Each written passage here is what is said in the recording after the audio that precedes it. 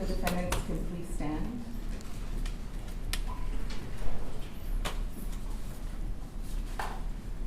For purposes of the record, I have reviewed all of the exhibits that were admitted. In the punishment phase of this case, I have reviewed the pre-sentence investigation report and the TAP evaluation of each of the defendants. Is there any legal reason we cannot proceed to sentencing today? None on behalf of Mr. Moreno, Your Honor. Does it have Mr. Schnieder? No, Judge. Yes, and Mr. Rodriguez could not be here, right? Yes, Judge. And- Dennis Moreno standing in.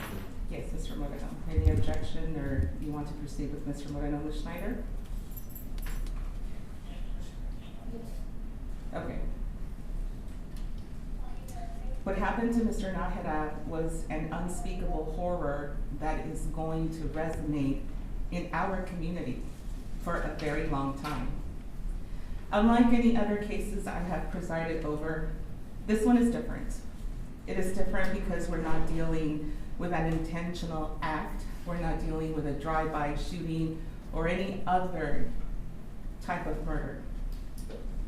It was a case of criminally negligent behavior. On the one hand, we have the City of San Antonio Animal Care Services swearing under oath, giving testimony that left me with the impression that this was about a missing affidavit, that none of the previous bite victims came forward to declare the dogs dangerous dogs. After hearing from the neighbors on Velia and Darby Street, I find the testimony I heard from the City of San Antonio very difficult to believe. What I do believe is the people from the West Side neighborhood. I find the testimony of David Avila, Fernanda Esparza, Deborah Flores, Sylvia Avila, not only credible, but very persuasive and compelling. The City of San Antonio is not on trial here, and they will have their day in court and their lawsuit to contend with. But about this case, what I do have to say is that it's not about a missing affidavit.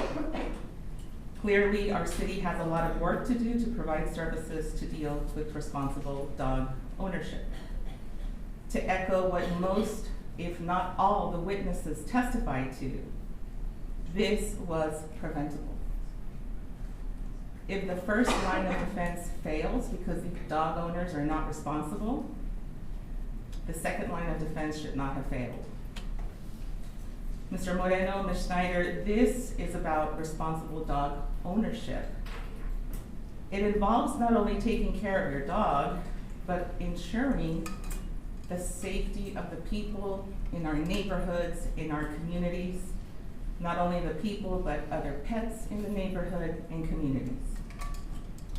We all have that responsibility to each other, and you failed at that.